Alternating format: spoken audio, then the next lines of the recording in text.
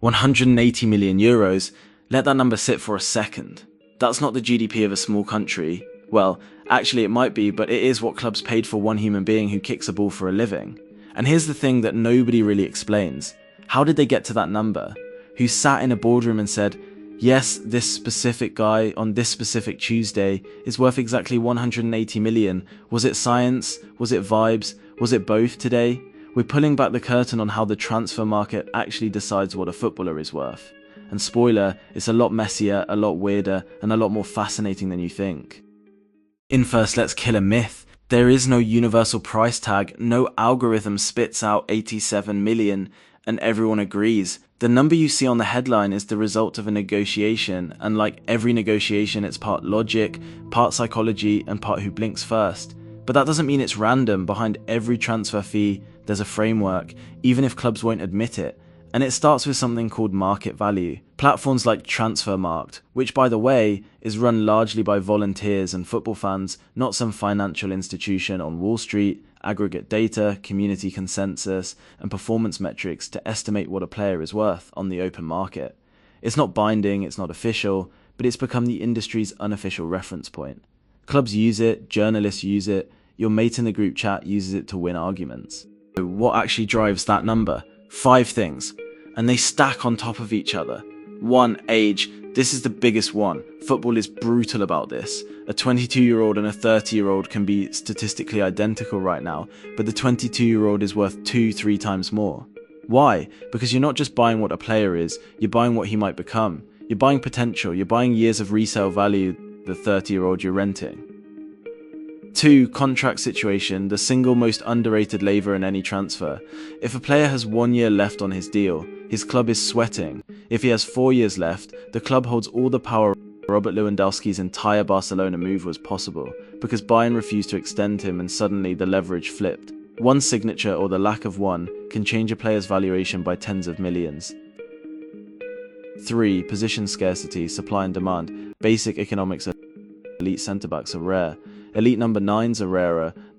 There are maybe 6 goalkeepers in the world worth starting for a Champions League club, so when one becomes available, clubs lose their minds. That's why Alisson and Ederson both crossed the 70 million mark for a position that people once said you could find cheap. 4, performance data. The stats revolution is real. Expected goals, progressive carries, pressing intensity, defensive actions per 90. Clubs now have entire analytics departments that translate these numbers into valuations. A player can have a great highlight reel and terrible underlying numbers. Clubs increasingly trust the numbers over the real. Some clubs anyway, others still watch YouTube compilations and write checks. You know who you are.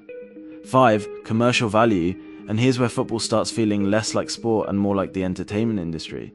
How many shirt sales does a player drive? What's his social media following? What markets does he open up?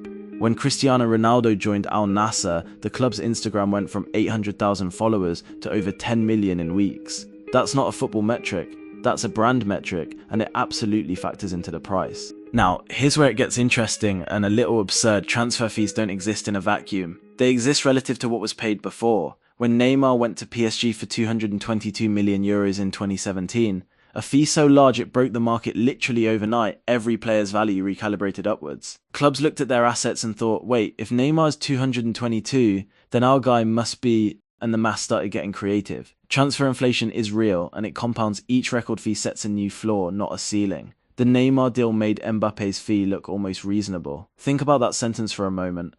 And then there's the demand side. The Premier League clubs are printing money compared to everyone else thanks to TV rights deals that make other leagues look like a bake sale. When a Premier League mid-table club can outspend a Champions League contender in Serie A, valuations stop, meaning the same thing to different buyers. The same player is worth more if an English club wants him. That's just a reality. But here's my favourite part of all this. After all the data, all the metrics, all the contract lawyers and the scout reports, the market is still deeply irrational. Clubs panic buy. In January, clubs overpay for players their manager specifically requested, because the manager threatens to leave if he doesn't get them. Clubs buy players to stop rivals from getting them, not because they want them, but because they don't want the other side to have them.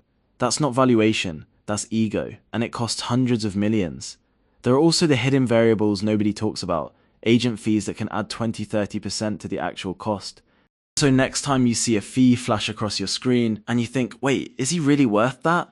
The honest answer is maybe. It depends on who's buying, why they're buying, when in the window they're buying, and whether someone else wants the same player value isn't a fact. It's a consensus, fragile, inflated, sometimes irrational, always fascinating. The transfer market isn't a science. It's the most expensive opinion poll in the world. If this video hit different, subscribe, because we go deep on football here, and drop your most overpaid transfer of all time in the comments. I already know what I'm picking, but I want to see your takes.